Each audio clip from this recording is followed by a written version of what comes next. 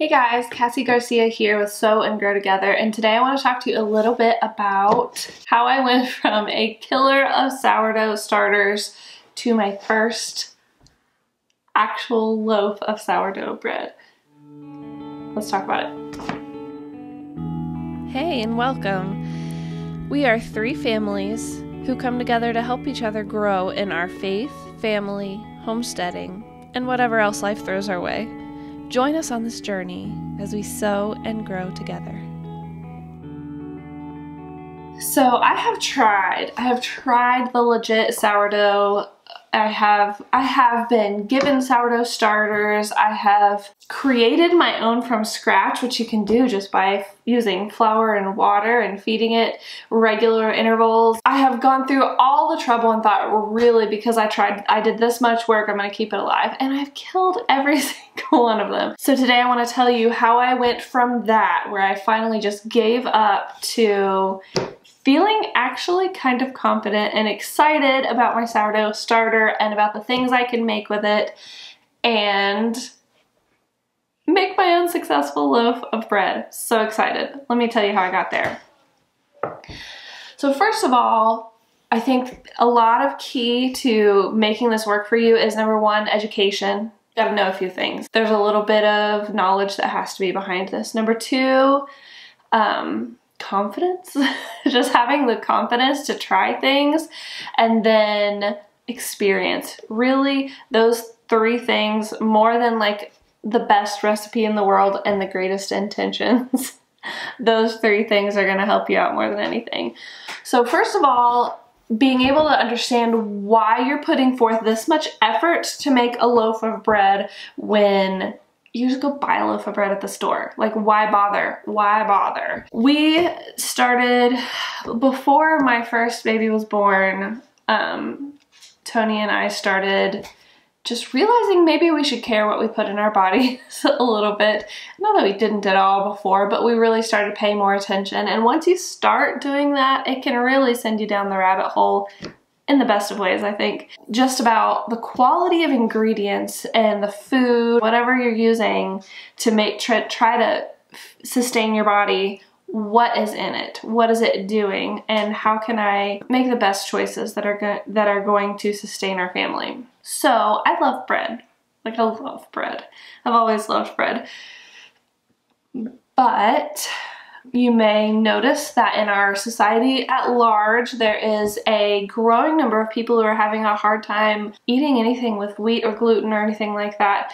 And they're having more health issues related to that. And it really baffled me, because I can see historically where grains and wheat and things like that have been in our diet for a really long time.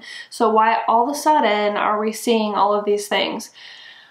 There's a few things that I've looked into and read about that I think contribute to that. And I'm just going to touch on a couple really quick, because you could just really, really get into this. And it's very interesting if you're into that kind of stuff, but I won't bore you too much. Basically, the wheat that we had been eating, not we as a family, but we as a society, as the human race had been consuming, has gone through this hybridization process where we being farmers, we being now scientists and business people, we're trying to create a plant that will grow faster, grow better, grow without disease, have a really standardized look, and be easy to harvest. Because, I mean, it makes sense. You want to feed, if you have this much land, you want to feed as many people as you can from that. One, to make money, obviously, and two, just to feed people. Like, people need to eat. We have to create enough food to sustain the amount of people. How can we do that? Well, one way has been to create new hybrids of plants where they breed for the best quality.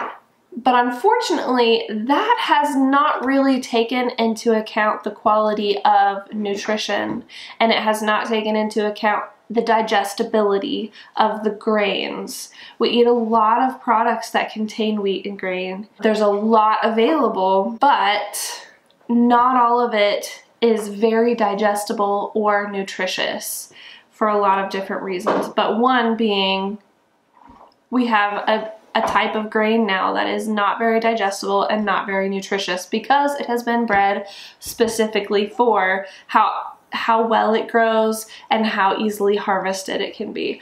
Another contributing factor is they have discovered that there are certain chemicals you can put on the grain that causes them, basically it's killing the grain. So when you get close enough to harvest time, dump this chemical on it, and because the wheat is a plant that it wants to produce seeds that will then grow new plants, like that's its purpose. When they spray this chemical on it, it will cause all of that plant's energy in its last dying moments to push those grains, those seeds that it wants to produce, to make them ready to harvest. So if they do that, and they go through the harvesting process, they can get all of it at once. They don't have to wait for them to be ready to harvest on their own. So beneficial in that they can harvest more at one time. It's quicker, it's more efficient. But again, not really focusing on digestibility, nutrition, or the fact that these things may be toxic to us. So for a lot of reasons, what we eat now in grains and wheat is not the same as what has been traditionally passed down the line. So what can I do about that? Like, I live here and now, this is what I have available to me. Sourdough goes through a process of fermentation that takes the grain, the wheat, the flour, and it breaks down what's inside of it.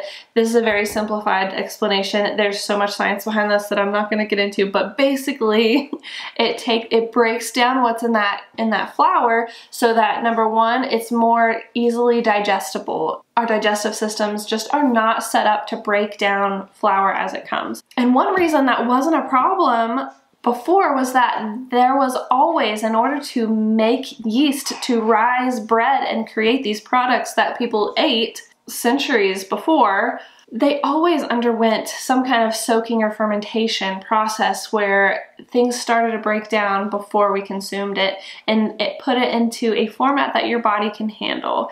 Because we've rushed that process a lot, we have dry active yeast that we can use to rise bread that does not go through that slower fermentation process. It's not really ready to be digested in a way that our bodies can do that. So we don't get the nutrition from it. It's hard on your digestive system. The fermentation process in a sourdough starter helps your body process and use, makes it more bioavailable, the nutrition that is in the grain. And it makes it easier to digest so that it's not causing as many problems. Those of you who may be like gluten sensitive, not talking like totally gluten intolerant, but if you just have a sensitivity to it, this process really helps, and a lot of people with that sensitivity don't have problems with sourdough bread because of that process. So you can imagine that even if you don't have a sensitivity, it's still just so much easier for your digestive system to handle when you've created a sourdough product. And that is because of this fermentation process that goes on in this starter. Now, I have for a long time been baking bread that is like kind of sourdough. I call it like my gateway sourdough starter because I've been baking bread with it for years, and it's similar in that I feed it and I create a bread with it, and it's just really standard, easy. It's hard to mess up. You know, it's delicious and it's great to make, but people with gluten sensitivity still seem to be sensitive to that because it isn't an actual sourdough that you feed with just flour and water. The bacteria, the yeast in here, they are breaking down. They're being fed by flour and water. So that is what it's breaking down to feed that yeast and bacteria in here. And when I create a dough, it will continue to do that and break down the flour, the wheat in that dough so that it's easier to handle for our digestive systems. A couple things I think really made a difference as I went from sourdough killer to successful, somewhat more confident sourdough user, and that was, number one, baking some other breads, to realize that baking bread is not that scary. And any way you can make bread at home, in my humble opinion, is going to be better than store-bought bread. It's going to be healthier than store-bought bread. Now, I can't say that bread is healthy or any bread that I've made is a health food per se, but healthier, better for my family than if I just went and bought a loaf at the store with all the preservatives and anything that they Who knows what might be in there. What I make at home is going to be better than that. So just like getting my hands in there and making bread and messing up and doing it again and realizing that it's still edible and eating it and just enjoying it and finding joy in that, that was probably one of the biggest reasons that I came back to a more difficult sourdough starter. Number 2 is some education. So I found Farmhouse on Boone, and if you have not seen her YouTube channel or her blog, check her out. Oh my goodness, I don't know her, she doesn't know me, but I found her channel to be very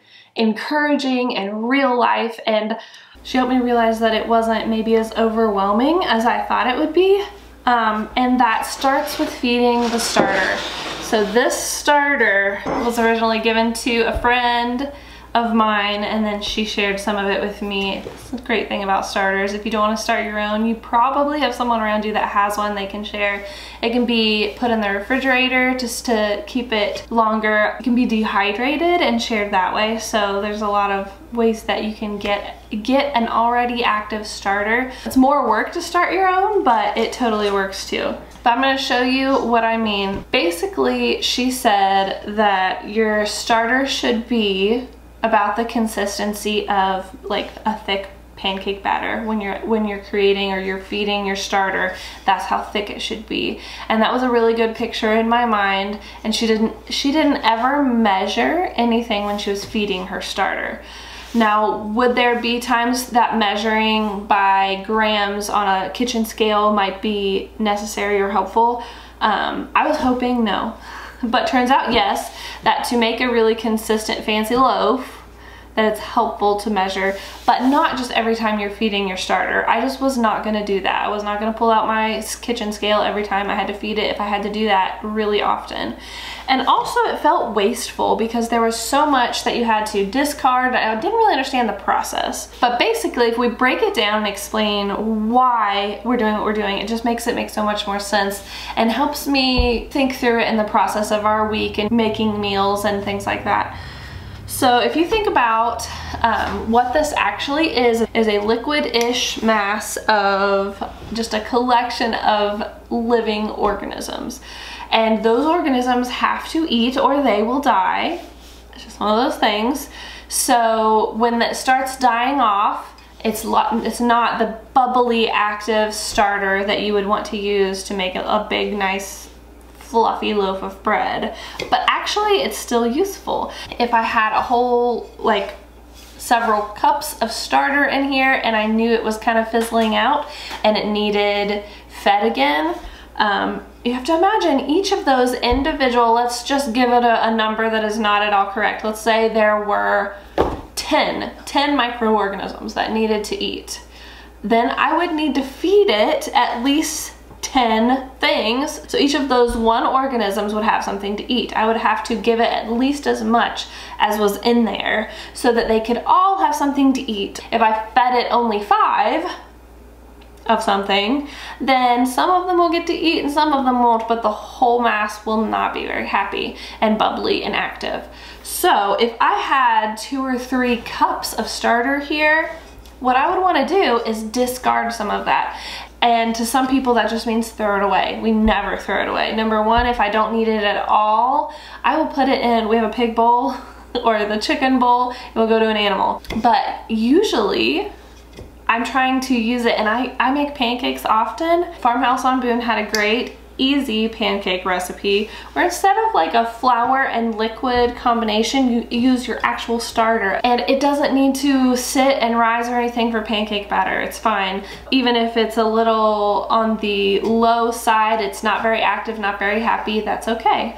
You just take out maybe 2 cups of the starter and you would mix in your eggs and salt, and she used honey, I've used sugar, some kind of oil like coconut oil or butter, and a little bit of baking soda at the very end, and really awesome pancakes. Who knew? So I can use this, still got some benefits. It still has the flour in it. It has still been made ready for us to digest easier than if I just grabbed flour out of my flour container and used that instead. So even though it's not super active, still very useful. I've also looked at her recipes for flatbread and crackers, trying things like that that we can easily use without rising, without waiting, just use it up.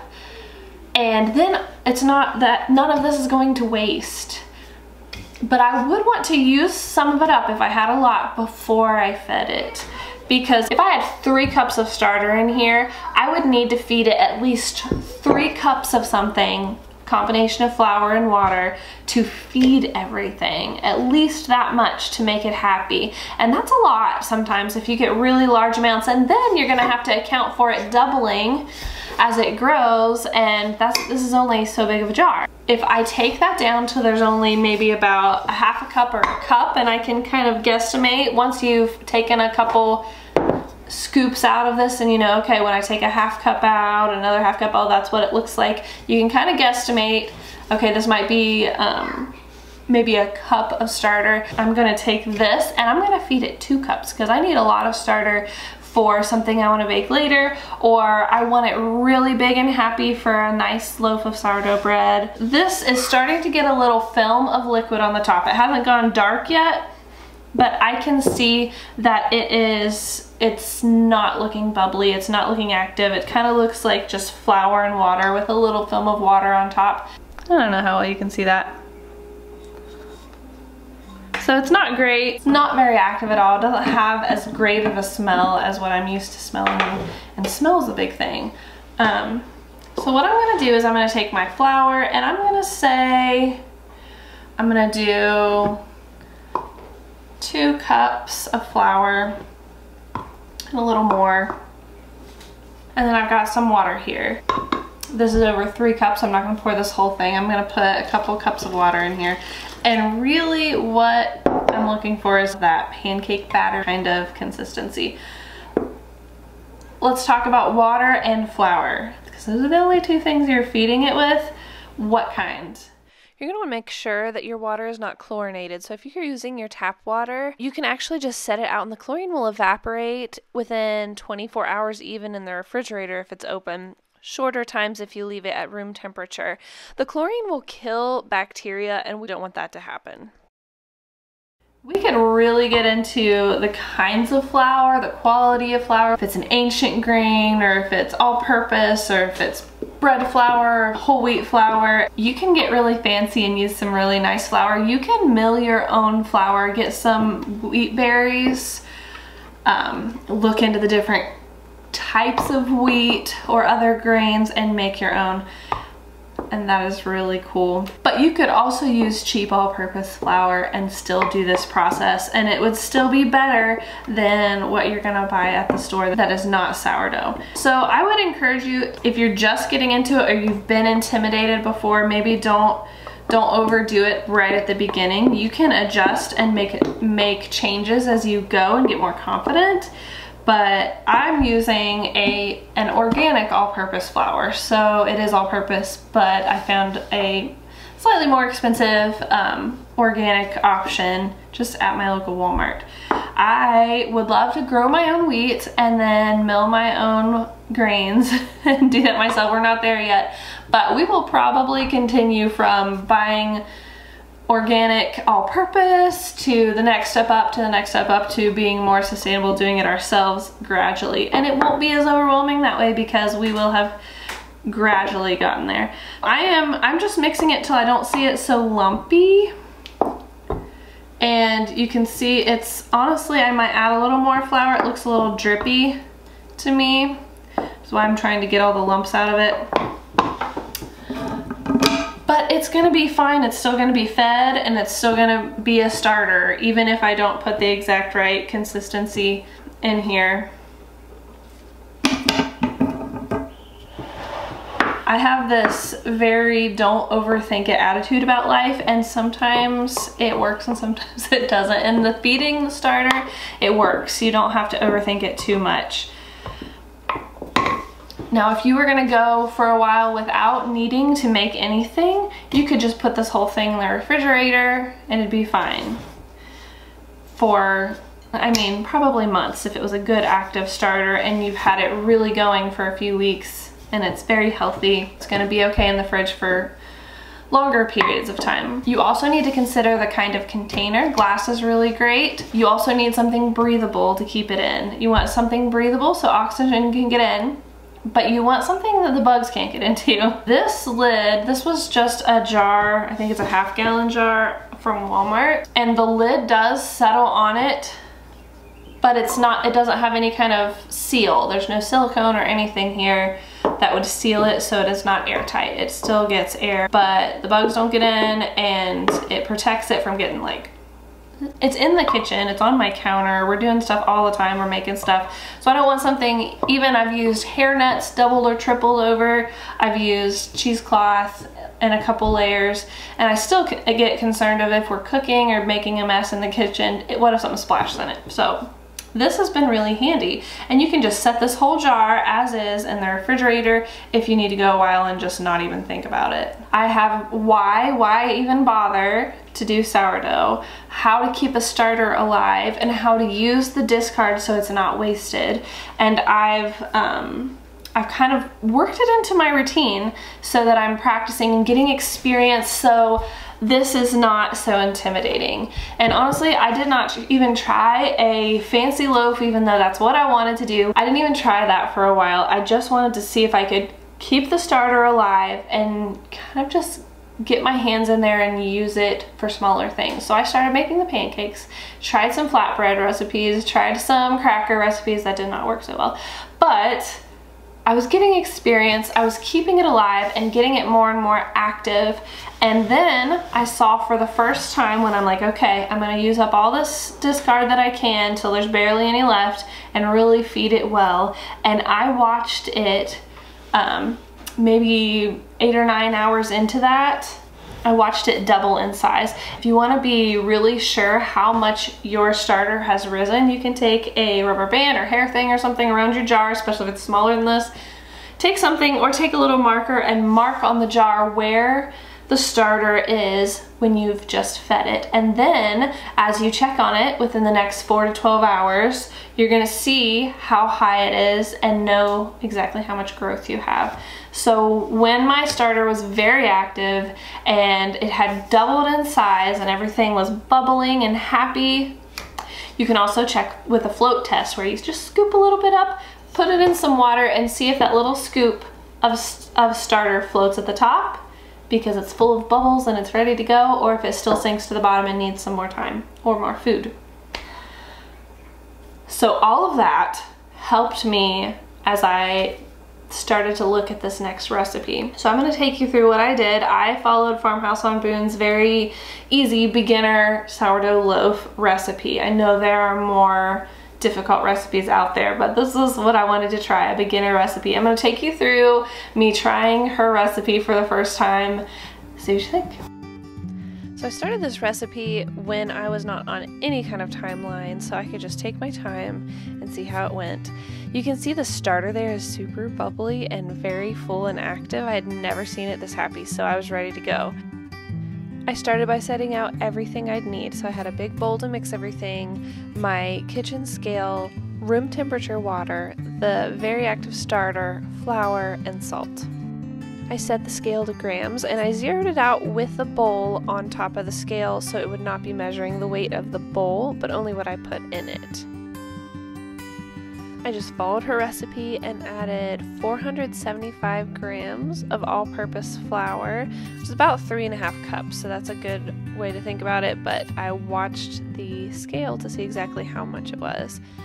Then I added 100 grams, or about 1/2 cup of starter when it's nice and active and bubbly. And then 325 grams of water. And finally, about 2 teaspoons of salt, 10 grams. I started by getting my hands a little wet, and this can help the dough not stick as badly on your hands if you're using your hands to incorporate everything. You can also use a spoon if you'd rather. After everything's mixed together nicely, you'll want to cover it with something like plastic to keep it from drying out and put it somewhere warm. I chose on top of my coffee pot because it stays warm and there's some sunshine coming in there too. This first half an hour is important just to let the dough rest and get all of the water and flour and everything incorporated together. And then you'll begin the stretching process. This first stretching, the dough feels kind of clumpy, not really very stretchable, but you just grab an edge, kind of pull it up towards you and fold it into the center of the dough, and you'll want to turn the bowl and do that all 4 times, like you're making 4 sides of this ball of dough.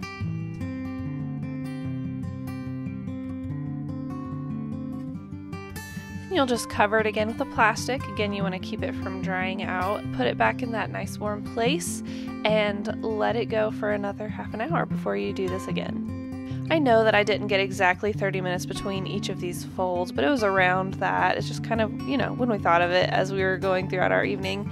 You can already see that the dough looks smoother, I think, as it's starting to rise a little bit and it is a little easier to stretch. And the dough is just kind of easier to manage and smoother. It's still sticky, but I could tell a difference in the texture already with the second fold. So here we go, we'll cover it again, put it up for another half an hour until our third and final stretching. Third time's a charm. Here we are with smoother dough. It's a little bit bigger, and we're gonna do it all again and stretch all 4 sides. Look how much farther the dough stretches this time. Every time it's gotten a little smoother and a little more stretchy, and that is what we want. And we're folding it over. This is going to help create that fluffiness in the final dough that gives it those holes that we want to see when we bake our bread. And that's it for the folding. You're going to want to cover it again with a plastic wrap. You can also use a damp cloth for this, or a lid if you're using something with a lid. Just something to keep it from drying out, especially during this bulk ferment, which just means it's the longest period of time where you're just not messing with it and you're going to let it rise for a big bulk of time. So this time we're going to leave it alone for anywhere between 6 to 12 hours. It's going to vary based on the temperature of your house, all kinds of different things. But once that had happened, the dough was about doubled in size. I'm prepping an area. I have a lightly floured surface and I have a bowl ready to put the dough in. You can see the dough has just about doubled in size, and I'm going to try not to disturb it too terribly much because I have all those folds built in there, and I'm just going to plop it onto my lightly floured surface. I'm not going to punch it down or rework it in any way. I'm just going to try to get it out. I found that my bowl was a little sticky, but it worked out okay. Look at all that beautiful dough. We're going to take the edges and just fold it into the middle another time. And on our floured surface, where it sticks just a little bit, we don't want it too floury because it would give it too much give. We want it to stick a little bit as we kind of flip the dough and roll it towards us. And that's just going to create some surface tension on the outside of the dough and give it that tightness that's going to shape it a little. So you'll scoot it towards you while you're holding the other side, and that's going to create some surface tension there and help shape the dough. At this point, if you want, you can just let the dough sit out in the open air without covering. That's going to help give it that a little bit harder crust on the outside. You wouldn't want to leave it too long, but 15 to 20 minutes uncovered. And that will also help keep the dough from sticking to, if you use a tea towel or something during this next overnight rise. It gives it that little bit of crust on the outside. After that time, you can prepare a lightly floured tea towel in a bowl or basket. This is going to be for the overnight rise. You shape your dough one last time by pulling again to create that surface tension. I'm not sure I did this part 100% like the directions specified, but you know, it still worked. I got some shaping of the dough going on. And then the seam where everything has kind of folded into it is going to go seam side up into the bowl or basket. So the part that is not as pretty is what's showing, because later you're going to flip it upside down. And now we're going to just cover it with some plastic, keep it from drying out, and put it in the refrigerator. And this is the part that can really vary in time, because that refrigerator really slows the fermentation process down. After allowing the dough to sit in the refrigerator overnight, it hasn't risen drastically, but it's definitely got some rise to it. I'm going to go ahead and plop it onto some parchment paper.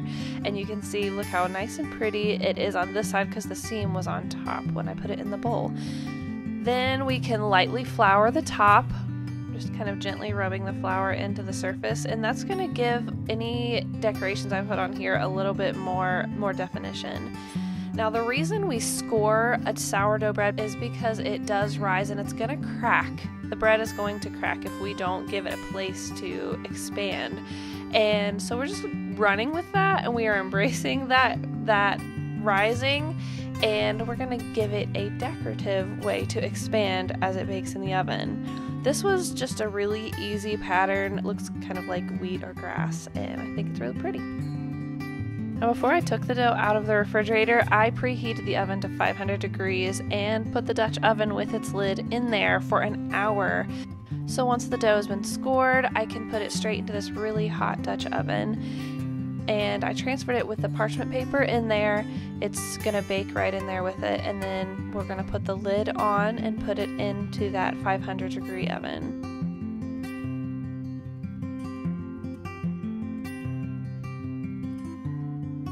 After 20 minutes, we're gonna remove the lid. So you have to be really careful, everything's very hot, and just remove the lid, and hey, look how pretty it's already getting. So exciting, but it's not quite that brown that we want. So back in the oven it goes. This time we're gonna bring the temperature down to 475, and we're gonna leave it for another 15 to 25 minutes without that lid on to get that nice brown golden exterior that we want to see on our bread.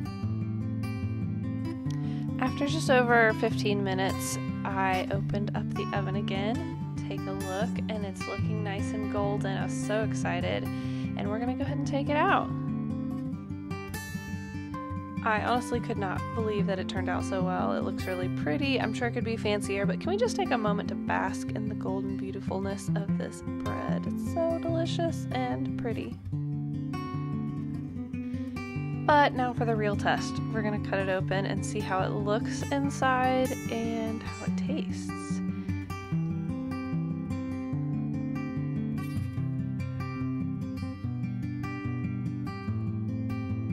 Look at it, those light airy holes, it was done all the way through, and the texture looks fantastic. Okay. Alright.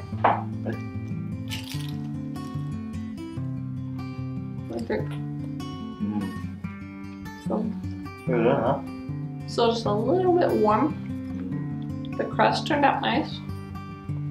Good bread. We did it! Nailed it. Thanks for joining me today on Sew and Grow Together. And let us know in the comments if you found any of this helpful, or if you have any great tips or ways that you were able to really get started on sourdough, or any recipes you love. We are always trying new things around here. Adriana has a great video on making some sourdough cinnamon rolls that I cannot wait to try, so check out her video. And don't forget to like and subscribe if you want to see more like this or other crazy things we've got going on between our three families, and we hope to see you next time.